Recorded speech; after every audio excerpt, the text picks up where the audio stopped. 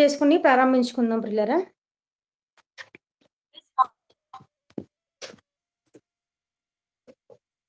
పరలోకమైనటువంటి మా కన్న తండ్రి దేవ, మరొకసారి మిమ్మల్ని తండ్రి అని పిలుచుకునే భాగ్యాన్ని, మీ పిల్లలతో పాటు తండ్రి మీ యొక్క వాక్యాన్ని తండ్రి నేర్చుకునే అవకాశాన్ని మాకు ఇచ్చినందుకే మీకు వందనములు తండ్రి. తండ్రి మరి ఈ సమయంలో తండ్రి మీ పిల్లలతో పాటు తండ్రి మరి మీ వాక్యాన్ని తండ్రి నేర్చుకుని తండ్రి, ఈ కార్యక్రమం అంతట్లో తండ్రి మీరే మాకు సహాయమై ఉండి తండ్రి మరి నడిపించండి తండ్రి. నెట్వర్క్ ఇష్యూస్ కానీ అలాగే తండ్రి గతాల నుంచి తండ్రి ఎటువంటి కాకుండా తండ్రి మాకు తోడుగా ఉండి సహాయం చేయండి. విత్తబడుతున్నటువంటి వాక్యాన్ని తండ్రి మేము జాగ్రత్తగా తండ్రి మా మనసులో తండ్రి నాటుకొని మీకోసం తండ్రి 100 60 ఫలించడానికి మా ఆత్మీయ జీవితానికి సహాయాన్ని అనుగ్రహించండి. యేసుక్రీస్తు వారి ఉన్నతమైన నామంలో ఈ ప్రార్థన మీకు సమర్పించుకుంటున్నాను తండ్రి, ఆమెన్. మరి కూడి వచ్చిన మీ అందరి ప్రభువైన యేసుక్రీస్తు పేరట నా వందనాలు తెలియజేసుకుంటున్నాను పిల్లరా. మరి ముందుగా చెప్పబడినట్లుగా మరి పోస్టర్లో ఉన్నట్లుగా ఏమండి మనం ఈరోజు ఒక చక్కటి అంశాన్ని, దేవుని ఇంట కూర్చున్న దయ్యం అనే చాలా మంచి టాపిక్ అండి. ఇది చాలా మంచి టాపిక్ కాబట్టి అందరూ మరి శ్రద్ధగా వినవలసిందిగా మరి మనవి చేస్తున్నాను. ఏమండి, దేవుని ఇంట కూర్చున్న దయ్యం, దేవుని ఇల్లు. ఏమండి, ముందుగా దేవుని ఇల్లు అంటే ఏమిటి అనే విషయాన్ని మనం చూసుకోవాలి. మరి నేడున్న క్రైస్తవ సమాజంలో దేవుని ఇంటిని గూర్చి అడిగినప్పుడు, లేకపోతే దేవుని ఇల్లు అంటే ఏమిటి అని అడిగితే సర్వసాధారణంగా క్రైస్తవ్యం మొత్తం చెప్పేది మరి 4 గోడల ఒక పెద్ద గుడినో గోపురాన్నో ఏమండి చూపించి ఇదే దేవుని ఇల్లు, ఇదే దేవుని మందిరం, ఇక్కడే దేవుడు నివసిస్తాడు అనే ఒక ఆలోచన ఏమండి మన క్రైస్తవ సమాజంలో మనం చూస్తున్నాం. అంటే క్రైస్తవులనే కాదు, అటు అన్యుల్ని తీసుకున్న హిందువులు కానీ ముస్లింలు కానీ ఏమండి వీళ్ళందరూ కూడా మీ దేవుళ్ళు ఎక్కడ ఉంటారండి అని అడిగినప్పుడు వారి యొక్క మందిరాన్ని వాళ్ళు చూపిస్తారు, అంతే కదా, వారి యొక్క మందిరాన్ని వాళ్ళు చూపిస్తారు. అలాగే మన క్రైస్తవ్యంలో కూడా సంఘం ఏమండి, లేకపోతే దేవుని ఆలయం ఏంటి అని అడిగితే 4 గోడల ఒక ఆకారాన్ని, ఒక కట్టడనే మనం చూడడం జరుగుతుంది. మరి నిజానికి దేవుని ఇల్లు అంటే మనకు కనిపిస్తున్నటువంటి ఆ 4 గోడలేనా, ఆ గోపురాలేనా, ఆ కట్టడాలేనా? అసలు 4 గోడల మధ్య దేవుడు నివసించే అంత చిన్నదా ఆకారం దేవునిది అంటే కాదు ప్రియులారా. ఎందుకంటే అపోస్తల కార్యంలో ఒక మాటను చూసుకుందాం. అపోస్తల కార్యములు 7వ అధ్యాయము 47 నుంచి 50 వచనముల వరకు కలిసి ఉంటుంది చూడండి, అది చదవండి. అయితే సొలొమోను ఆయన కొరకు మందిరమును కట్టించెను. అయినను ఆకాశము నా సింహాసనము, భూమి నా పాదపీఠము. మీరు నా కొరకు ఎలాంటి మందిరం కట్టుదురు? నా విశ్రాంతి స్థలం ఏది? ఇవన్నీ నా హస్తకృతములు కావా అని ప్రభువు చెప్పుచున్నాడు అని ప్రవక్త పలికిన ప్రకారము సర్వోన్నతుడు హస్తకృతాలయములలో నివసింపడు. చాలండి. అంటే ఇక్కడ మనం చూసుకున్నట్లయితే పిల్లరా, అపోస్తల కార్యములు 7వ అధ్యాయం 47 నుంచి 50 వచనముల్లో అంటే అయితే సొలొమోను ఆయన కొరకు మందిరమును కట్టించెను, అయినను ఆకాశము నా సింహాసనము, భూమి నా పాదపీఠము అని చెప్తున్నాడు. ఏమండి, మరి దావీదుకున్నటువంటి ఒక కోరిక అండి, ఒకరోజు ఆయన తన ఉన్నటువంటి ఒక నివాసానికి మరి టెర్రస్ పైనకి వెళ్ళి మొత్తం చూస్తున్నాడండి. తన రాజ్యం మొత్తం చూస్తున్నప్పుడు దేవుని మందసం మాత్రం ఒక గుడారములో ఉన్నట్లుగా ఆయన కనిపిస్తుంది. అలా కనిపించినప్పుడు మరి దావీదు గారు చాలా బాధపడతారు. అసలు దావీదు గారి యొక్క చరిత్ర, లేకపోతే మనం అతని పాస్ట్ లైఫ్ ఎలా ఉన్నది అని అంటే, ఆయన ఒక గొర్రెల కాపరి. గొర్రెల కాపరిగా ఉన్నటువంటి దావీదు గారిని దేవుడు తీసుకొచ్చి రాజుగా చేస్తాడు. ఏమండి ఒక పెద్ద గృహాన్ని ఇస్తాడు.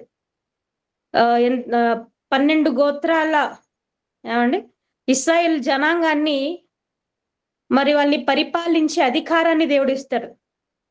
కాబట్టి అంత ఉన్నతమైన స్థానాన్ని దేవుడు దావీదు గారికి ఇచ్చినప్పుడు, కానీ దేవుడు మాత్రం ఆ గుడారములో ఉండడం జరుగుతుందండి. దాన్ని చూసి దావీదు గారు పాపం చాలా బాధపడి ఆయన తన మనసులో ఒక మాట ఒక నిర్ణయం తీసుకుంటాడు. ఏంటి ఆ నిర్ణయం అంటే, నేను ఎలాగైనా దేవుని కోసం ఒక ఆలయాన్ని కట్టాలి. అది సర్వసాధారణమైన ఆలయం అయితే కాదు. ఏమండి ఈ మట్టి గోడలో లేకపోతే కాంక్రీట్ ఇటుకల నుంచో వీటి నుంచి కట్టే ఒక మందిరం కాదు గాని బంగారముతో చేసినటువంటి ఒక దేవాలయం. అంటే బంగారంతో చేసిన ఒక దేవాలయాన్ని కట్టాలనుకుంటాడు.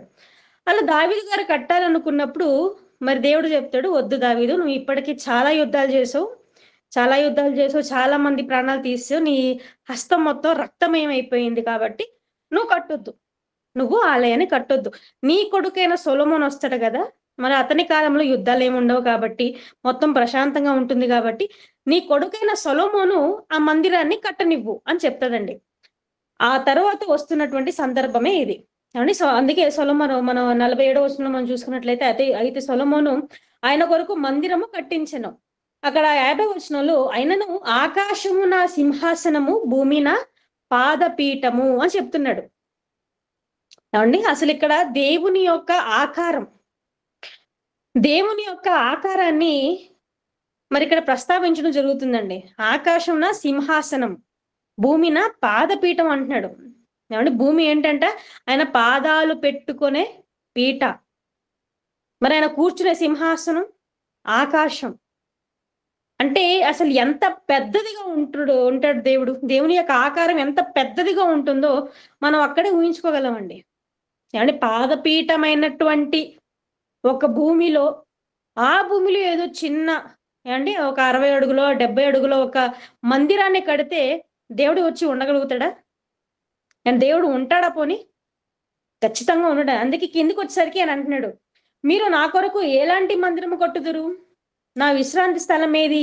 ఇవన్నీ నా హస్తకృతయములు కదా అని ప్రభు చెప్పుచున్నాడు అని ప్రవక్త పలికిన ప్రకారము సర్వోన్నతుడు హస్తకృతాలయములో నివసింపడు. ఏమండి ఇక్కడ మనం చూసుకున్నట్లయితే చెప్తున్నాడు ఆయన, సర్వోన్నతుడు హస్తకృతాలయములో నివసింపడు. హస్తకృతాలయము అంటే హస్తాలతో చేసినటువంటి ఆలయము. ఎవరి హస్తాలు? మానవుని హస్తాలు. ఏమండి మానవుని హస్తాలు అంటే మనిషి చేత కట్టబడినటువంటి కట్టడాలలో, ఏమండి గోపురాలలో, గుడులలో దేవుడు నివసించడు. ఇది బైబిల్ చెప్తున్నటువంటి మాట. మరి దేవుడు ఉండడానికి ఏమైనా ఆలయాలు ఉన్నాయా? ఏమైనా నివాసం కట్టుకున్నాడా దేవుడు? ఏమండి ఏమైనా నివాసం కట్టుకున్నాడంటే కట్టుకున్నాడండి. ఒక నివాసాన్ని కట్టుకున్నాడు. ఇంతకీ ఏంటి నివాసం? అసలు దేవుడు నివసించే ఆ ఇల్లు ఏమిటి అని మనం బైబిల్ని అడిగితేనండి, మరి కొరింథీ పత్రికలో ఆయన చెప్తున్నాడు. 2వ కొరింథీ పత్రిక 6వ అధ్యాయము 18వ వచనం చదవండి. 2వ కొరింథీ పత్రిక 6వ అధ్యాయము 18వ వచనం. మనము జీవము గల దేవుని ఆలయమై ఉన్నాము, అందుకు దేవుడు ఇలాగ సెలవిచ్చుచున్నాడు. చదవండి. నేను వారిలో నివసించి సంచరింతును, నేను వారి దేవుడినై యుందును, వారు నా ప్రజలై యుందురు. కావున మీరు వారి మధ్య నుండి బయలువెడలి ప్రత్యేకంగా ఉండి అపవిత్రమైన దానిని ముట్టకడని ప్రభువు చెప్పుచున్నాడు. మరియు నేను మిమ్మును చేర్చుకుందును, మీకు తండ్రినై యుందును, మీరు నాకు కుమారులను కుమార్తెలనై ఉందరని సర్వశక్తి గల ప్రభువు చెప్పుచున్నాడు. ఓకే అండి. ఇక్కడ 2వ కొరింథీ పత్రిక 6వ అధ్యాయము 18వ వచనంలో మనకు కనిపిస్తుంది, మనము జీవము గల దేవుని ఆలయమై ఉన్నాము. ఏంటంటే అండి, మనము జీవము గల దేవుని ఆలయమై ఉన్నాము. ఎవరు మనము అంటే ఎవరు అక్కడ? ఏమంటే మనము అంటే ఎవరండి అక్కడ? మనుష్యులు. మనిషి యొక్క దేహమే దేవునికి ఏమిటంట? ఆలయము. ఏమంటే దేవుడు చెప్తున్నాడు, దేవుడు నివసించే యొక్క స్థలం, లేకపోతే దేవుని ఇల్లు. అంటే దేవుని ఇల్లు ఏదో మందిరం కాదు, గోపురాలు కావు, ఏమంటే 4 కట్టడాలు కావు, 4 గోడల కట్టడాలు కావు. కానీ మనిషి దేహం, మనిషి దేహమే దేవుడు నిర్మాణం చేసుకున్నటువంటి ఆలయం, దేవుడు ఉండాలనుకున్నటువంటి ఆలయం. ఏమండి అందుకే మనం సృష్టి కార్యక్రమం గురించి సృష్టి కార్యక్రమం గురించి మొత్తం మనం చూసుకున్నట్లయితేనండి, ఆదికాండం మొదటి అధ్యాయం మొత్తం చదువుకున్నట్లయితే మరి మొట్టమొదటిగా వెలుగు కమ్మని పలికాడు, వెలుగు కలిగెను.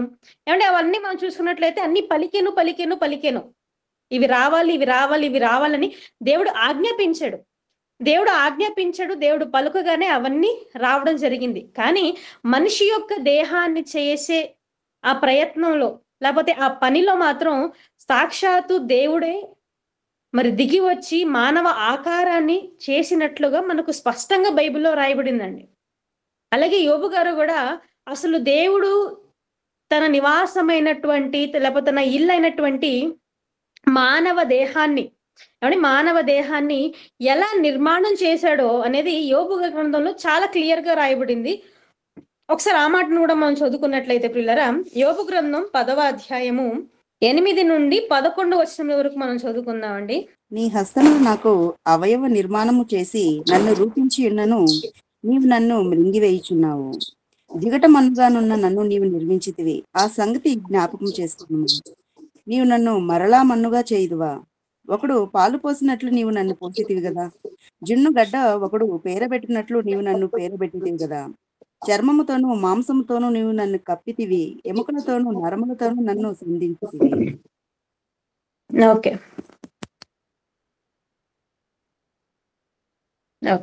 ఇక్కడ మనం చూసుకున్నట్లయితే ప్రియులారా, యోబు గ్రంథం 10వ అధ్యాయం 8వ వచనం నుంచి ఆయన చెప్తున్నాడు, నీ హస్తంలో నాకు అవయవ నిర్మాణము చేసి నన్ను రూపించి ఉన్నాను, నీవు నన్ను మృంగివేయుచున్నాను, జిగట మన్నుగా ఉన్న నన్ను నీవు నిర్మించితివి. ఒకడు పాలు పోసి ఉన్నట్లు నీవు నన్ను పోసితివి కదా, జున్నగొడ్డు ఒకడు పేరబెట్టినట్లు నీవు నన్ను పేరబెట్టితివి కదా, చర్మముతోనూ మాంసముతోనూ నీవు నన్ను కప్పితివి, ఎముకలతోనూ నరములతోనూ నీవు సంధించితివి అని చెప్తున్నాడండి. అంటే యోబు గారు ఇక్కడ చెప్తున్నారు, అసలు మానవ దేహాన్ని ఎలా చేశాడు ఆయన. చాలా క్లియర్ గా రాశాడు, జిగటమన్నుగా ఉన్న నన్ను, జిగటమన్నుగా. మొట్టమొదటిగా ఆదాము యొక్క దేహాన్ని కూడా ఎలా నిర్మాణం చేశారు చెప్పండి, నేల మంటితో నరుని నిర్మించి అని ఉంటది మన బైబిల్లో. కాబట్టి జిగటమన్నుగా ఉన్న నన్ను అంటే జిగట మన్ను నుంచి మానవ దేహాన్ని చేశాడు. ఆ తర్వాత ఒకడు పాలు పోసినట్లు నువ్వు నన్ను పోసితివి అంటే మోల్డ్ చేశాడు. అంటే మన భాషలో చెప్పాలంటే మోల్డ్ చేశాడు. సపోజ్ ఉదాహరణకి ఒక ఇంజిన్ కానీ ఏ బండిది ఇంజిన్ ఏమైనా మనం చేసేటప్పుడు దాని తాలూకా మోడల్ ఉంటది కదండి, దాని అప్పర్ షెల్ గానీ అంటారు కదా, వాటిని చేయడానికి ఇనుమును ఏం చేస్తారంటే బాగా కరిగిస్తారండి. ఇనుమును బాగా కరిగించి ఆ మోల్డ్ పాత్ర ఉంటుంది, లేకపోతే శాండ్ ఉంటుంది కొన్నిసార్లు కొన్ని సందర్భాల్లో. ఆ శాండ్ లో ఆ ఇనుమును ఆ మట్టి ఇనుము లిక్విడ్ పదార్థంగా అయిన తర్వాత అది దానిలో పోసినప్పుడు అది చక్కగా ఒక ఆకారాన్ని అది దానికి వస్తుంది, ఆకారం వస్తుంది దాన్ని మోల్డింగ్ అంటాం. అలాగే మన దేహాన్ని కూడా దేవుడు మోల్డ్ చేశాడు, చక్కగా పోసి మళ్ళీ మోల్డ్ చేయడం జరిగింది. ఆ తర్వాత ఏం చేశాడు చర్మముతోనూ మాంసముతోనూ కప్పాడు. చర్మాన్ని ఇచ్చాడు, దాని కింద మాంసం ఇచ్చాడు, ఎముకలు ఇచ్చాడు, నరాలు ఇచ్చాడు. చాలా కష్టపడి దేవుడు చాలా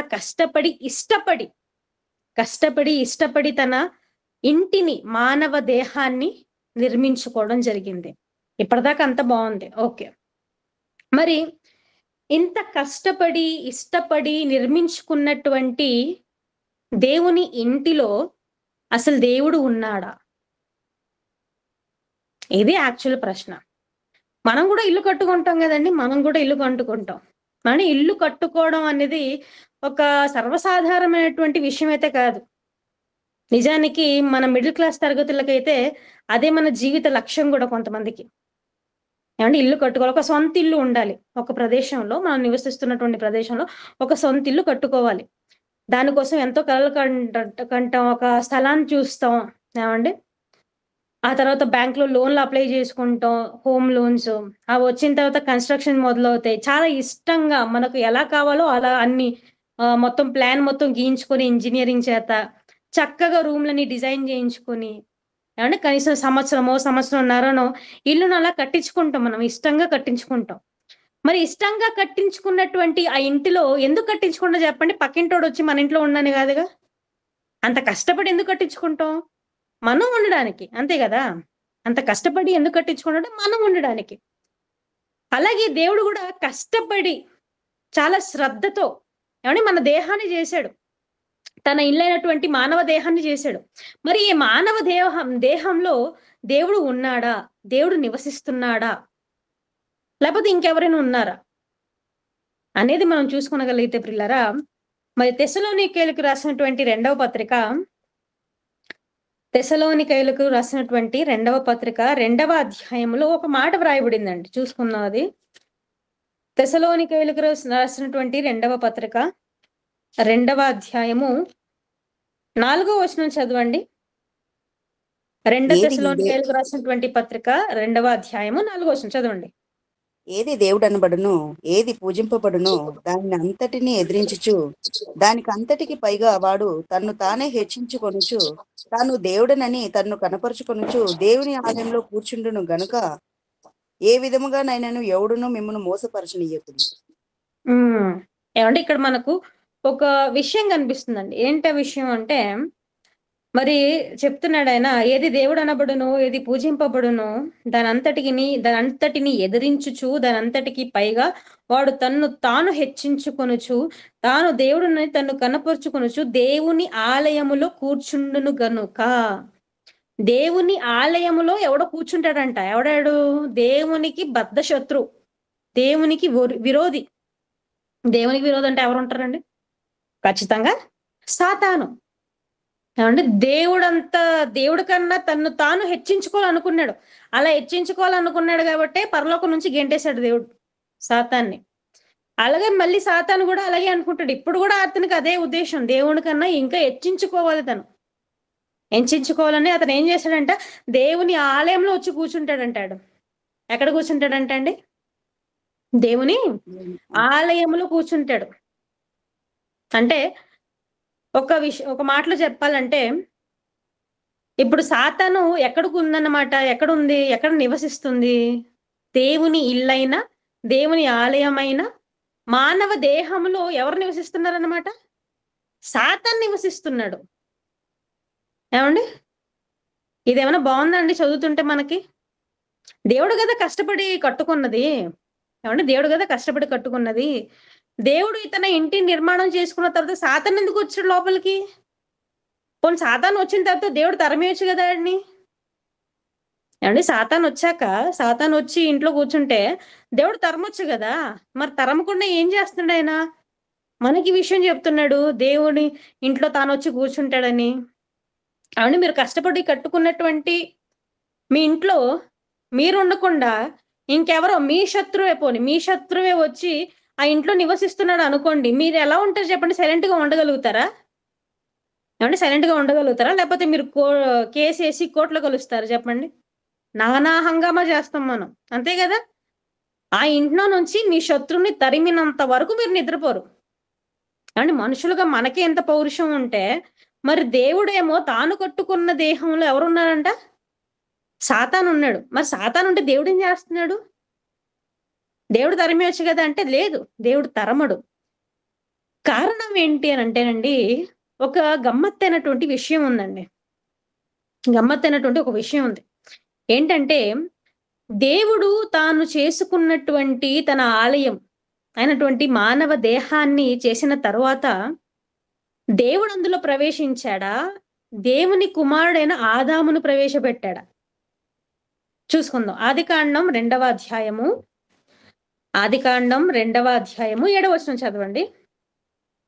దేవుడైన యెహోవా ఆదికాండం ఆదికాండం 2వ అధ్యాయము 7వ వచనం. దేవుడైన యెహోవా నేలమంటితో నరుడిని నిర్మించి వాని నాసికారంధ్రములలో జీవవాయువును ఊదగా నరుడు జీవాత్మ ఆయను. చాలండి. ఏవండీ దేవుడైన యెహోవా ఏం చేశాడంట? నేల మంటితో నరుని నిర్మించి వాని నాసికారంధ్రంలో జీవవాయువును ఊదగా నరుడు జీవాత్మాయను. అంటే దేవుడు నేల మంటితో తన ఆలయాన్ని, తన ఇంటిని కట్టించుకున్న తర్వాత ఏమండి ఆ నాసికారంధ్రంలోనికి జీవవాయువును, అంటే తానే వెళ్ళిపోయాననుందా, లేకపోతే అతనిలోని ఒక భాగాన్ని తన ఇంటిలో ప్రవేశపెడుతున్నట్టు ఉందా? అంటే బైబిల్ని మనం జాగ్రత్తగా పరిశీలించాలి, సరిగా విభజించాలి. సరిగా విభజించకుండా అలాగా మనం చదువుకుంటూ వెళ్ళిపోతే మనకు అర్థం కాదండి. ఏమండి ఎంత క్లియర్‌గా ఉంది చూడండి ఇక్కడ. దేవుడు తన ఇంటిని కట్టుకున్న తరువాత ఆ ఇంట్లోకి ఎవరిని ప్రవేశపెట్టాడంట? తాను వెళ్లి కూర్చోలేదక్కడ. ఎవరిని ప్రవేశపెట్టాడు? తన కుమారుడైన లేకపోతే తనలోని భాగమైనటువంటి ఆదామును ప్రవేశపెట్టాడు. దాని అర్థం ఏంటి? ఇంటిని కట్టించిన తరువాత ఆ ఇంటి యొక్క తాళపు గుత్తులు ఎవరి చేతికిచ్చాడు దేవుడు? ఆదాముకిచ్చాడు. ఆదాముకిచ్చాడు. అంటే ఇప్పుడు తాళపు గుత్తులు ఆదాముకిచ్చాడు కాబట్టి సర్వాధికారం, ఆ ఇంటి పైన సర్వాధికారం ఎవరికున్నట్టు? ఆదాముకి ఉన్నట్టు. ఏమండి? మీ తల్లిదండ్రులు మీకు ఇంటిని కట్టించి, ఏమండి మీకు ఇంటిని కట్టించి మీ పేరు మీద అది వ్రాయించి ఇచ్చారనుకోండి. మీ పేరు మీద వ్రాయించి ఇస్తే కట్టించింది మీ నాన్నగారే అయ్యుండొచ్చు. కానీ ఇప్పుడు ఇంటి పైన సర్వ అధికారం, సర్వ హక్కులు ఎవరికున్నట్టు చెప్పండి? ఆ ఇంటి మీద ఎవరి పేరు ఉందో, అంటే ఆ ఇంటిని ఎవరి పేరు మీద కట్టించారో అతనికి ఉన్నట్టు. ఆ డాక్యుమెంట్స్ మీద ఎవరి పేరైతే ఉంటుందో ఈ ఇల్లు అతనికి చెందుతుంది. కాబట్టి మీ నాన్నగారు కట్టించిన ఇల్లు అయినప్పటికీ అది మీ చేతికి వచ్చాక, తాళం గుత్తులు మీ చేతికి వచ్చాక ఆ ఇంటి తాలూకా సర్వాధికారాలు మీకున్నట్టు. మీరే ఆ ఇంటికి ఏమన్నమాట? యజమాని. మీరు ఉండమన్నప్పుడు ఉండాలి, మీరు పొమ్మన్నప్పుడు పోవాలి. ఏమండి ఇదెంతైతే వాస్తవమో నేటికి కూడా అండి ఇలాంటి చాలా విషయాల్ని మనం ఇప్పుడు చూస్తున్నాం. ఏమండి తల్లిదండ్రులు బాగా వృద్ధాప్యానికి వచ్చేస్తారు. మరి పని చేసుకునే బలం కూడా పాపం వాళ్ళకు ఉండదు. ఏమండి పిల్లలు చూస్తారు ఆస్తి మొత్తం వ్రాయించినంత వరకే అమ్మా నాన్నలు ఇంట్లో పెట్టుకుంటారు. ఏమండి నేడున్నటువంటి పరిస్థితులు చెప్తున్నాను మీకు, మనం సమాజంలో చూస్తున్నాం ఇవి. ఏమండి అమ్మా నాన్నలు మరి ఆస్తి పత్రాల మీద వీరికి వాటాలు ఇచ్చినంత వరకు మాత్రమే అమ్మా నాన్నలు బాగా చూసుకుంటారు. వాటా ఇచ్చిన తర్వాత నువ్వు చూసుకో అని అతను ఒకరు చెప్తారు, అతనేమో నువ్వు చూసుకో అని చెప్తారు. ఇద్దరి వల్ల కాదని తీసుకెళ్ళి అనాథాశ్రమంలో లేకపోతే వృద్ధాశ్రమంలో పడేస్తారు. ఏమండి కట్టించిన అతను వాళ్ళ నాన్నగారే అతను మళ్ళీ వచ్చి బెదిరించి ఉండొచ్చు కదంటే ఉండలేరు. ఎందుకంటే ఒక్కసారి అధికారం ఇచ్చాక ఆ ఇంటి తాలూకా అధికారం మొత్తం అతని కుమారునికే వెళ్ళిపోతుంది. ఇది ఎంతైతే వాస్తవమో ఇక్కడ కూడా మనం చూసుకున్నట్లయితే పిల్లరా, దేవుడు తాను నివసించడానికి చేసినటువంటి ఆలయాన్ని, మానవ దేహాన్ని చేసిన తర్వాత దేవుడు ఆ మానవ దేహం మీద అధికారాన్ని ఆదాముకిచ్చాడు. ఏమండి ఆదాముకిచ్చాడు. కాబట్టి ఇప్పుడు ఆదాము దేవుణ్ణి రమ్మంటే రావాలి, దేవుణ్ణి పొమ్మంటే పోవాలి. ఇది విషయం. ఏమండి అందుకే ప్రకటన గ్రంథం 3వ అధ్యాయంలో యేసుక్రీస్తు ఒక మాట అంటారండి. ప్రకటన గ్రంథం 3వ అధ్యాయము 20వ వచనాన్ని మనం చదువుకున్నట్లయితే, ప్రకటన గ్రంథం 3వ అధ్యాయము 20వ వచనం చదవండి. ఇదిగో నేను తలుపు నద్ద నిల్చుండి తట్టుచున్నాను. ఎవడైనాను నా స్వరము విని తలుపు తీసిన ఎడల నేను అతని ఎద్దకు వచ్చి అతనితో నేనును నాతో కూడా అతనును భోజనము చేయదుము. ఏమండి ఈ వచనం మనకు బాగా తెలుసండి. ఈ వచనం మనకు బాగా తెలుసు.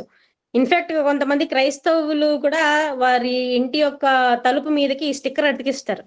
ఈ రెఫరెన్స్ అలాగే యేసుక్రీస్తు వారి తలుపు వద్ద నిలిచి తట్టుచున్నట్టు ఒక స్టిక్కర్ కూడా అతికించి పెడతారు. నేను చాలా మంది ఇంట్లో కూడా చూశాను. దాని అర్థం అది కాదు. తలుపు వద్ద నిలిచి తట్టుచున్నానంటే యేసుక్రీస్తు వారు ఏదో మన ఇంటికి వచ్చి మన తలుపుని దబదబ బాధేస్తారని కాదు. తలుపు వద్ద నిలిచి తట్టుచున్నాను. తలుపు అంటే ఏంటి? ఎవరి ఇంటి తలుపు? సాక్షాత్తు ఆయన ఇంటి తలుపే. ఆయన ఇంటి తలుపే ఆయన పాపం కొట్టుకోవాల్సిన దుస్థితి వచ్చింది చూడండి. ఏమండి? తలుపు నొద్ద నిలిచి తట్టుచున్నాను. ఎందుకు తట్టుతున్నాడు? డోర్ ఏసేసి ఉంది. ఎందుకు డోర్ ఏసేసి ఉంది? ఎందుకంటే లోపల ఇంకొకడు ఎవడో ఉన్నాడక్కడ. లోపల ఇంకెవడో ఉన్నాడు కాబట్టి డోర్ ఏసేసి ఉంది. ఎవడు ఉన్నాడసలా? సాతానుగాడు. ఏమండి? ఎలాంటి దుస్థితి చూడండి. దేవుడు మన కోసం కష్టపడి ఏమండి? మన కోసం కష్టపడి తాను తన దేహాన్ని నిర్మాణం చేసి మనకు అధికారం ఇచ్చి నా కొడుకు నన్ను ప్రేమతో ఆహ్వానిస్తాడేమో అని ఆశగా చూస్తున్నటువంటి తండ్రిని మనం ఏం చేసామండి? గెంటేసాం. గెంటేసి తలుపు కూడా వేస్తాం మొహం మీద. కానీ ఆ దేవునికి విరోధి అయినటువంటి సాతాన్ని మాత్రం తీసుకొచ్చి ఇంట్లో కూర్చోబెట్టుకున్నాం. అందుకే మరి మన పాఠం పేరేంటి? దేవుని ఇంట కూర్చున్న దయ్యం. దేవుని ఇంట కూర్చున్న దయ్యం అంటే ఏదో సంఘంలో కూర్చున్న దయ్యం అని కాదు. అంటే మన ప్రతి ఆదివారం వెళ్తాం కదా మందిరానికి దేవుని ఆరాధించడానికి. అక్కడ కూర్చున్నటువంటి దయ్యం కాదు. దేవుని ఇంట కూర్చున్న దయ్యం అంటే మన శరీరములో కూర్చున్నటువంటి దయ్యం. దేవునికి స్థానం లేకుండా తాను సింహాసనాన్ని వేసుకుని కూర్చున్నాడు మనలో. ఇంతకీ అలాంటి అధికారాన్ని ఎవరిచ్చారు చెప్పండి సాతానుకు? సాతానుకు అలాంటి అధికారం ఎవరిచ్చారు అనుకున్నారు? సాక్షాత్తు మనమే. మనమే అధికారం ఇచ్చాం. దేవుణ్ణి మనమే గంటేసాం. సాతాన్ని మనమే లోపలికి రానిచ్చామండి. అండి అందుకే యేసుక్రీస్తు వారు తలుపు నొద్ద నిలిచి తట్టుచున్నాడు. ఎవరైనా నా స్వరము విని కొంచెమైనా కనికరం చూపించి వచ్చి తలుపు తీసి మమ్మల్ని లోపలికి ఆహ్వానిస్తారేమో అని. చూడండి మరొక మాటను కూడా మనం చూసుకున్నట్లయితే యోహాను సువార్త 14వ అధ్యాయము 23వ వచనం. యేసు, ఒకడు నన్ను ప్రేమించిన ఎడల వాడు నా మాటలు గైకొనును. అప్పుడు నా తండ్రి వానిని ప్రేమించును. మేము వాని యొద్దకు వచ్చి వాని యొద్ద నివాసము చేతుము. చూడండి ఎంత బాగా చెప్పాడు ఇక్కడ. ఏమండి 23వ వచనంలో యేసు, ఒకడు నన్ను ప్రేమించిన ఎడల నా మాట గైకొనును. బైబిల్ని రాయించేటప్పుడు కూడా అండి ప్రతి ఒక్క పదాన్ని అక్షరాన్ని ఆ సెంటెన్స్ లో మనం జాగ్రత్తగా ఆలోచించాలండి. ఇందులో ఎంత మహాజ్ఞానం దాగుని చూడండి. ఒకడు నన్ను ప్రేమించిన ఎడల వాడు నా మాట గైకొనును. ఏమండి ప్రేమ, దేవుని ప్రేమిస్తున్నాను అని జస్ట్ నోటి మాటతో చెప్పడం కాదు. దేవుడు అంటే నాకు అంత ఇష్టం ఇంత ఇష్టం అని చెప్పడం కాదు. ఆ ప్రేమను ఎలా చూపించాలంటే మనం తన ఆజ్ఞను గైకొనడం వలన, తన ఆజ్ఞను మనం గైకొనడం వల్లనే ఎంత ప్రేమిస్తున్నామో అక్కడ తెలుస్తుంది అన్నాడు. జస్ట్ నోటి మాటతో చెప్పడం అయితే కాదు. తన ఆజ్ఞల్ని గైకొనాలి. మరి ఏమైనా ఇచ్చాడు ఆయన ఆజ్ఞల్ని? ఏమైనా ఆజ్ఞలు ఇచ్చాడండి? నీతిగా బతకాలన్నాడు, సువార్త ప్రకటించాలి అన్నాడు. ఏమండి సాతాన్ని తరిమి కొట్టాలి అన్నాడు, ఆ లోకాశలో మునగకూడదు అన్నాడు, ధనం పైన ఆశ ఉండకూడదు అన్నాడు. ఈ సువార్త తెలియని వారిని మరి మంచి వాక్యాన్ని చెప్పి మార్చాలన్నాడు. అగ్నిలో నుంచి కొందరిని లాగమన్నాడు. ఇవన్నీ మనం నేర్చుకోవాలండి. ఇవన్నీ మనం నేర్చుకోవాలి. వాక్యాన్ని పూర్తిగా మనం వినేసి ఒక చెవిలో వినేసి ఇంకో చెవిలో అలాగ వదిలేసి వెళ్ళిపోతే ప్రయోజనమే ఉంటుంది చెప్పండి. అలా మనం చేస్తే సాతాను మనలోనే ఉంటాడు, దేవుడు రాడు లోపలికి. సాతాను ఉన్నంత వరకు దేవుడు రాడు లోపలికి. అందుకే చెప్తున్నాడు, ఒకడు నా మాటను గైకొనుట వలన, ఒకడు నా మాట గైకొంటేనే, నా మాట ఆడు వింటేనే, నా మాటల ప్రకారంగా ఆడు బ్రతుకుతేనే మేము వస్తాం లోపలికి. మీరు మా మాటలు వింటే మాత్రం మేము వచ్చేయం. మాటల ప్రకారంగా గైకోవాలి. ఏమండి సువార్త ప్రకటించాలి. అంటే సువార్త ప్రకటించాలంటే ఏం చేయాలి? నేర్చుకోవాలి. అని సువార్త ప్రకటించాలంటే నేర్చుకోవాలి. నేర్చుకోకుండా ప్రకటించేస్తామా అండి? నేర్చుకోకుండా ఏం ప్రకటించాలి చెప్పండి? మనకి ఇష్టం వచ్చింది మనమే బోధించేస్తాం కాదు. సరిగా విభజించి మనం నేర్చుకోవాలి. అవును, అందుకే BOUI వారు ఏమండి మరి మాస్టర్ డిగ్రీ వరకు, డిప్లొమా డిగ్రీ, అలాగే బ్యాచిలర్స్ డిగ్రీ, మాస్టర్ డిగ్రీస్ వరకు మరి పాఠాలు ఇంచుమించుగా 160 పాఠాలు అనుకుంటున్నాను. 160 పాఠాలను మరి తీసుకొచ్చారండి. ఆ 160 పాఠాల్లో ఒక్కొక్క పాఠం ఒక్కొక్క ఆణిముత్యం అండి. నిజంగా బైబిల్ని ఇలా కూడా మనం చదవచ్చా, ఇలా కూడా మనం అర్థం చేసుకోవచ్చా, ఇంత జ్ఞానం దాగి ఉందా అని మనకు అనిపిస్తుంది. ఆ పాఠాలన్నీ మీరు వినండి, ఎగ్జామ్స్ రాయండి. ఏమండి? ఎగ్జామ్స్ ఎందుకు రాయాలని చెప్తున్నానంటే ప్రియులారా, మనకి ఎగ్జామ్స్ రాస్తేనే ఎలా బోధించాలి, ఏమండి, అనే ఐడియా మనకొస్తుంది. మనం ఎగ్జామ్స్‌కి ప్రిపేర్ అవుతున్నప్పుడు ఇంకా మనకు ఏమండి జ్ఞానం వస్తుందండి. ఇది నా పర్సనల్ ఎక్స్‌పీరియన్స్‌తో చెప్తున్నాను. ఏవండి? మీరు కూడా కేవలం వాక్యాన్ని విని విడిచిపెట్టి వెళ్ళిపోకండి. ఎగ్జామ్స్ రాయండి. సాకులు చెప్పకండి. నాకు చదువు లేదు, చదువు రాకపోతే ఓకే. కానీ నాకు టైం లేదు. ఏవండీ రాయలేము. దేవుడు గూడా అలాగే సాకులు జెప్పేస్తాడు.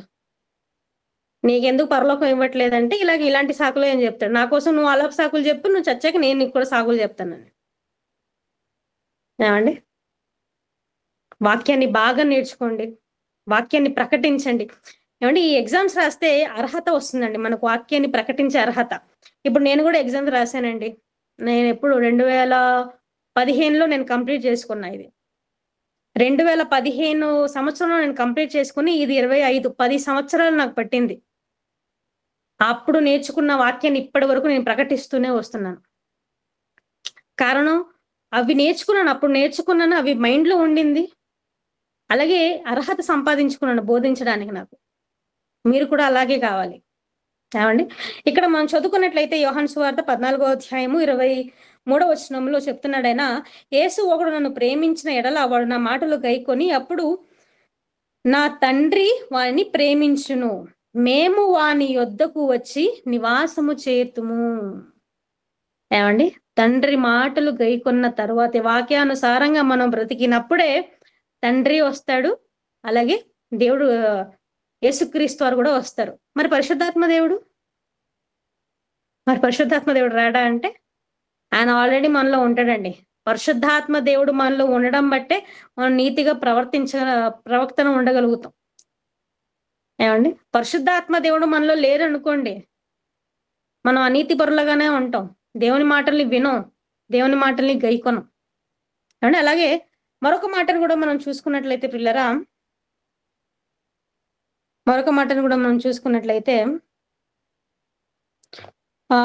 అదే యోహాను సువార్త 8వ అధ్యాయము 44వ వచనం. యోహాను సువార్త 8వ అధ్యాయము 44వ వచనం. మీరు మీ తండ్రి యొగు అపవాది సంబంధులు. మీ తండ్రి దురాశలు నెరవేర్చగోరుచున్నారు. ఆది నుండి వాడు నరహంతకుడై ఉండి సత్యమందు నిలిచిన వాడు కాడు. వాని యందు సత్యమే లేదు. వాడు అబద్ధమాడునప్పుడు తన స్వభావం అనుసరించియే మాట్లాడును. వాడు అబద్ధికుడును అబద్ధమునకు జనకుడునై ఉన్నాడు. ఆ! ఏవండి ఇక్కడ యేసుక్రీస్తు చెప్తున్నారు. మీరు మీ తండ్రి యొగు అపవాది సంబంధులు. మీ తండ్రి దురాశలను నెరవేర్చగోరుచున్నారు. ఆది నుండి వాడు నరహంతుడై ఉండి సత్యమందు నిలిచిన వాడే కాడు. వాని యందు సత్యమే లేదు. వాడు అబద్ధమాడునప్పుడు తన స్వభావం అనుసరించియే మాట్లాడును. వాడు అబద్ధికుడును అబద్ధమునకు జనకుడై ఉన్నాడు. ఏవండి? ఈ వచనం ఎందుకు చూపించారంటే అసలు సాతాను తాలూకా ఏవండి స్వభావం ఏమిటి అనేది ఇక్కడ రాయబడింది. వాడు ఆది నుండి నరహంతకుడై ఉన్నాడంట. నరహత్యలు చేసుకుంటూ వచ్చాడంట. అంటే వాడిలో ప్రేమ లేదండి. మీ సహోదరుల్ని ప్రేమించాలి అనే ఆ కాన్సెప్టే వాడి దగ్గర లేదు. ఎంతసేపు చంపుకోండి, నరుక్కోండి, ఒకళ్ళ మీద ఒకళ్ళు పగలు పెంచుకోండి. ఏవండి? ఇవే ఉన్నాయి. అలాగే అతను అబద్ధికుడు. అతని యందు సత్యమే లేదు. ఆ నోరిప్పితే అబద్ధాలు వస్తాయి. సత్యం మాత్రం రాదంట. కాబట్టి మీరు అబద్ధాలకు దూరంగా ఉండండి. అబద్ధాలు ఆడకండి. ఏవండి? అబద్ధాలు ఆడకండి. అలాగే మొదటి తిమోతికి రాసినటువంటి మొదటి పత్రిక 6వ అధ్యాయము 9, 10 వచనములో,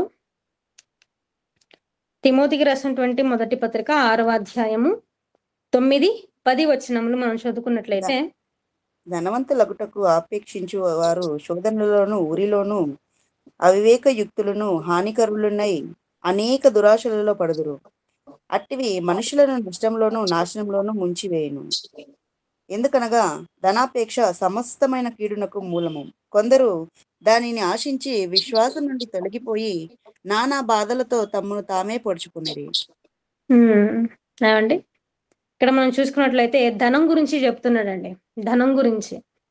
నేనున్నటువంటి సమాజంలో మనం చూసుకున్నట్టయితే ధనం లేకపోతే మనం బతకలేం అన్నట్టు ఉంది. ఇప్పుడున్నటువంటి సమాజపు పరిస్థితి. ఏవండీ? అందరికీ ధనాపేక్షే. ఇంత ధనం సంపాదించుకోవాలి. అవి గొనాలి, ఇవి గొనాలి. ఇంత పెద్ద బంగ్లా కట్టుకోవాలి. సుఖంగా బ్రతకాలి అనే ఉంటాం. అందుకే దేవుడు అంటున్నాడు, ధనవంతులు ఒగుటకు అపేక్షించోరు శోధనలోను, ఉరిలోను పడతారు. ఏమండి? అవివేక అవివేక యుక్తములను, హానికరములైన అనేక దురాశలను పడుదురు. అట్టివి మనుషులను నాశములోను ముంచివేయును. ఎందుకనగా ధనాపేక్షవే సమస్తమైన కీడునకు మూలము. కొందరు దాన్ని ఆశించి విశ్వాసం నుండి తొలగిపోయి నానా బాధలతో తమను తామే పొడుచుకుండ్రి. ఏమంటే ధనాన్ని ఆశించి విశ్వాసం నుంచి తొలగిపోయారంట. మీకు ఎవరైనా గుర్తుకొచ్చారా? ధనాన్ని ఆశించి విశ్వాసం నుంచి తొలగిపోయిన వారిలో ఎవరైనా జ్ఞాపకం వచ్చారా మీకు? ఇస్కరియోతు యూదా. ఏమంటే యేసుక్రీస్తు వారు ప్రసంగం చేస్తే అక్కడ కూర్చుని విన్న అతను, నేర్చుకున్న అతను, ఆఖరికి ఏమండి ఆ వాక్యాన్ని ప్రకటించడానికి కూడా అధికారం ఇచ్చాడు. యేసుక్రీస్తు వారు మీరు మరి ఇశ్రాయేలు ప్రాంతాలకు వెళ్ళి మీరు ఇద్దరిద్దరు చొప్పున వెళ్ళి మీరు వాక్యాన్ని ప్రకటించమని కూడా చెప్పాడు. అందులో ఇస్కరియోతు యూదా కూడా ఉన్నాడు. అతను కూడా దేవుని వాక్యాన్ని ప్రకటించాడు. వాక్యాన్ని తెలుసుకున్నాడు. దేవుని అద్భుత కార్యాలు చూశాడు కళ్ళ ముందే. ఇన్ని చూసుకున్నా, ఇన్ని తెలుసుకున్నా, అలాగే డబ్బు సంచి కూడా అతని చేతిలోనే ఉన్నది. కానీ అతను మాత్రం ఏమైపోయాడంట? ధనాపేక్ష వలన, ధనానికి ఆశించి 30 వెండి నాణ్యాలకు, కేవలం 30 వెండి నాణ్యాలకు ఆశించి ఏం చేశాడు? విశ్వాసం నుంచి తొలగిపోయాడు. క్రీస్తునే అమ్మేశాడు. అంటే ధనం ఎంత ప్రమాదకరమో ఈ వచనాన్ని బట్టి మనకు అర్థమవుతుందంటే, ఈ వచనాన్ని బట్టి మనకు అర్థమవుతుంది. అందుకే పౌలు గారు అంటారు చాలా మంచి మాట. ఫిలిప్పి పత్రిక 4వ అధ్యాయము 11, 12 వచనం చదవండి. ఫిలిప్పి పత్రిక 4వ అధ్యాయము 11, 12 వచనం చదవండి. నాకు కొదువ కలిగినందున నేను ఇలాగూ చెప్పుటలేదు. నేనే స్థితిలో ఉన్నను ఆ స్థితిలో సంతృప్తి కలిగి నేర్చుకొని ఉన్నాను. దీన స్థితిలో నెరుగుదును, సంపన్న స్థితిలో నెరుగుదును. ప్రతి విషయంలోనూ అన్ని కార్యములలోనూ కడుపు నిండి ఉండుటకును, ఆకలి కొని ఉండుటకును, సమృద్ధి కలిగి ఉండుటకును, లేమిలో ఉండుటకును నేర్చుకొని ఉన్నాను. చాలండి. అండి పౌలు గారు అంటున్నారండి, నిజానికి క్రైస్తవులుగా ఉన్న మనం అందరం కూడా ఇలాగే అనగలగాలి. కేవలం నోటి మాటతో కాదు. అలాంటి సిచ్యువేషన్ వచ్చినా దేవుని నుంచి, విశ్వాసం నుంచి తొలగిపోకుండా మనం ఇలాగ అనాలండి. ఎటువంటి స్థితి అయినా ఉండనెరుగుదును. ఆకలేస్తుందా? అన్నం లేదా, భోజనం లేదు, స్వార్థ పనికి వెళ్ళాం, అన్నం లేదు, భోజనం లేదు, అయితే దేవుని దూషించి వదిలేస్తావా? వదలకూడదు. ఆకలి వేసిన అలాంటి స్థితిలో కూడా ఉండనెరగాలి మనం. కానీ ఎంత బాగా చెప్పినావు చూడండి. దీన స్థితిలో ఉండనెరుగుదును, సంపన్న స్థితిలో ఉండనెరుగుదును, ప్రతి విషయంలోనూ అన్ని కార్యంలోనూ కడుపు నిండుకొని ఉండుటకును, ఆకలి కొని ఉండుటకును, సమృద్ధి కలిగి ఉండుటకును, లేమిలో ఉండుటకును నేర్చుకొని ఉన్నాను. ఎంత బాగా చూడండి. నేర్చుకున్నాడంట ఆయన. ఆయనకు పుట్టుకతో ఏం రాలేదు ఇది. ఆయన కూడా నేర్చుకున్నాడు. అలా తన్ను తాను దేవుని సేవలో తగ్గించుకొని తన్ను తాను మలుచుకున్నాడండి. అందుకే కొరింథీ మొదటి పత్రిక 9వ అధ్యాయం 27వ వచనంలో,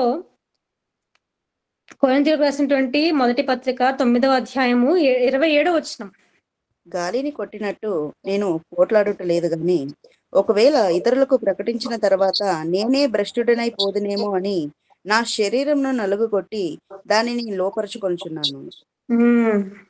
ఏమన్నాడు ఆయన? తన శరీరాన్ని నలగొట్టుకొని ఏం చేస్తున్నాడంటే ఆయన లోపరుచుకున్నాను. అంటే మన శరీరాన్ని మనం లోపరుచుకోవాలంటే దాన్ని ఏం చేయాలన్నమాట? బండకేసి బాదాలి, నలగొట్టుకోవాలి. ఎందులో నలగొట్టుకోవాలి? దేవుని సేవలో మనం నలగొట్టుకోవాలి దాన్ని. ఏమండి? అంతేగాని మనకు ఏదో కష్టంగా ఉందని, అనీజీగా ఉందని దేవుని వదిలేసి వెళ్ళిపోకూడదు. అలా మనం దేవునిలో కష్టపడి మన శరీరాన్ని నలగొట్టుకొని దాన్ని లోపరుచుకున్న తరువాతే దేవుడు మనలో వస్తాడు. దేవుడు తన ఆలయానికి వస్తాడు. ఏమండి? మన కన్న తండ్రి ఈ దేవాలయపు లేకపోతే హృదయంలో హృదయమును తలుపు నొద్ద నిలిచి తట్టుచున్నాడండి. మనలో ఎంతమందికి వినిపిస్తుంది ఆయన తట్టే ఒక స్వరం? ఆలోచించండి. కన్న తండ్రిని వెలివేసేంత దుర్మార్గులుగా మనం ఉండకూడదు. అది చాలా దుష్ట స్థితి. ఏవండి? మనం అప్పుడప్పుడు యూట్యూబ్‌లో గాని, ఇన్‌స్టాగ్రామ్‌లో గాని, ఫేస్‌బుక్‌లో గాని రీల్స్ షార్ట్ వీడియోస్ అన్నీ చూస్తూ ఉంటాం గదండీ! ఏవండి? ఎదిగినటువంటి పిల్లలు మరి వృద్ధాప్యంలో ఉన్నటువంటి తమ తల్లిదండ్రులను ఇంటి నుంచి వెలివేయడం, ఏవండి? ఇంటి నుంచి వెలివేయడం, లేపోతే ఎక్కడికో తీసుకెళ్ళి వదిలేయడం. ఇక్కడ వస్తానమ్మా అని చెప్పేసి వాళ్ళు వదిలేసొచ్చేస్తారు. అలాంటి వీడియోలు చూస్తుంటేనే మనకు కళ్ళెంబడి నీళ్లు తిరుగుతాయి గదా! మనలో ఉన్నటువంటి మానవత్వం కొంచెమైనా గర్దిస్తుంది మనకు. కానీ నిజానికి మనం కూడా అలాగే చేస్తున్నామంటే మన మనస్సాక్షి గర్దిస్తుందా? ఏవండి? దేవునికి కూడా మనం అలాంటి స్థితియే మనం ఇప్పుడు పెట్టి ఉన్నాం. దేవుడు గూడా తన ఇంటికి రాకుండా మనమే తలుపేసున్నాం. కానీ మనలో ఇది ఎంతమంది గ్రహించగలుగుతున్నాం చెప్పండి? దేవుని ఆలయమైన మన దేహంలో దయ్యం కూర్చొని ఉన్నాడు. దేవుడు లేడిప్పుడు. ఈ విషయం ఎంతమందికి తెలుసు?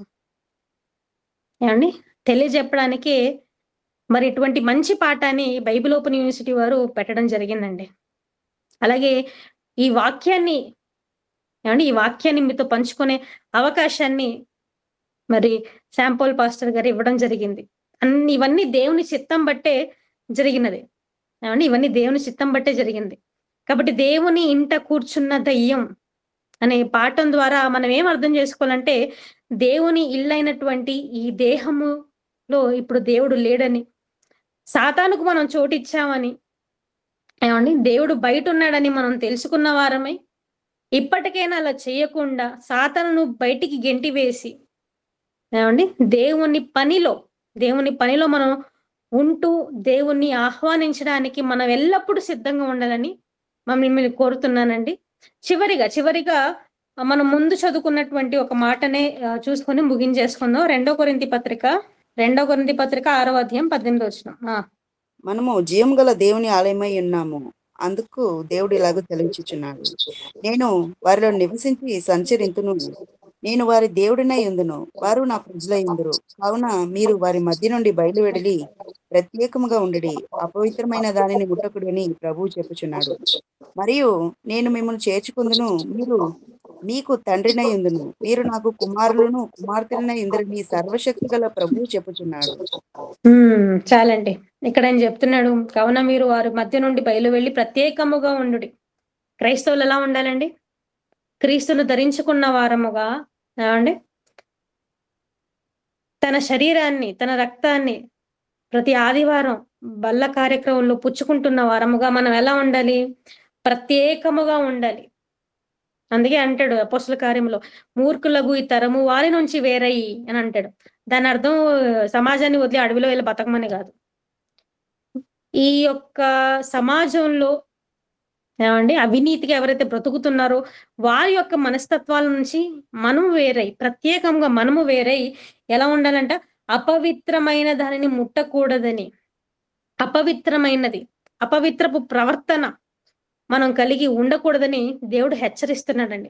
అలా మనం ఉంటేనే అపవిత్రమైన వాటివన్నిటిని మనం దూరం చేసి పవిత్రంగా మనం ఉంటేనే దేవుడు ఏం చేస్తాడంట, మరియు నేను మిమ్మును చేర్చుకుందును. మీరు పవిత్రంగా ఉంటేనే దేవుడు మనల్ని చేర్చుకుంటాడు.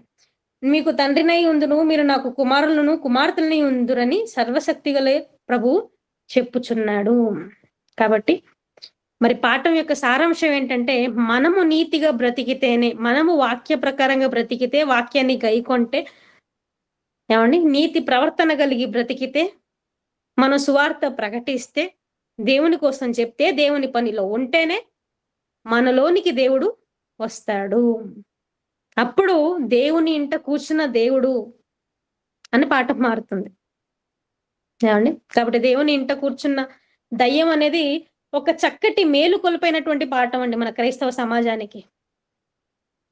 కాబట్టి వాక్యం అందరికి అర్థమైందని భావిస్తున్నాను. ఏమైనా ప్రశ్నలు ఉంటే అడగండి. ప్రార్థన చేసుకుని ముగించేసుకుందాం. పరలోకమందున్నటువంటి మా కన్న తండ్రి దేవ, మరొకసారి మీరు తండ్రిని పిలిచే భాగ్యాన్ని ఇచ్చినందుకే వందనములు తండ్రి. మరి ఎంతవరకు తండ్రి మీ యొక్క మాటల్ని తండ్రి వివరించి తండ్రి మీ పిల్లలకు చెప్పాను తండ్రి. సత్యమే చెప్పాను తండ్రి. మరి ఈ వాక్యాన్ని తండ్రి మాకు నేర్పించిన తాతయ్య గారికి మంచి ఆయుష్ను, ఆరోగ్యాన్ని ప్రసాదించండి దేవా. దేవా, మీరు మా దేహంలో తండ్రి, మా హృదయంలో తండ్రి నిరంతరం ఉండాలి తండ్రి. మేమెవరం తండ్రి మరి మీకు అపవిత్రంగా బ్రతకకుండా తండ్రి, నీతిపరులుగా ఉంటూ తండ్రి జీవించడానికి మాకు సహాయం చేయండి. మాతో ఎప్పుడు కలిసి ఉండండి తండ్రి. మాతో ఎప్పుడు ఉండండి. అపవిత్రమైనటువంటి ప్రవర్తనని తండ్రి మేము మానుకొని తండ్రి, దుష్ట క్రియల్ని తండ్రి మేము మానుకొని తండ్రి, సాతానును మా మా నుంచి తండ్రి మరి దూరం చేసుకొని తండ్రి, మీకు ఇష్టానుసారంగా మీ ఉద్దేశాలన్నీ నెరవేర్చు మీ పిల్లలుగా తండ్రి బ్రతకడానికి మాకు అనునిత్యం సహాయం చేయండి. ప్రతి క్షణం మీ ఆత్మచేత మమ్మల్ని గర్దిస్తూనే ఉండండి తండ్రి. ఇంతవరకు తండ్రి మీ మాటలే తండ్రి మరి వినడానికి, నేర్చుకోవడానికి ఇచ్చిన అవకాశాన్ని బట్టి మరొకసారి మీకు వందనములు తెలియజేసుకుంటూ, సమస్తము మీ చేతికి అప్పగించుకుంటూ, మీ చిత్త ప్రకారంగా మా జీవితాన్ని నడిపించవలసిందిగా ప్రాధేయపడచ్చు. యేసుక్రీస్తు వారి ఉన్నతమైన నామములో ఈ ప్రార్థన మీకు సమర్పించుకుంటున్నాను తండ్రి. ఆమేన్. అందరికీ వందనాలండి.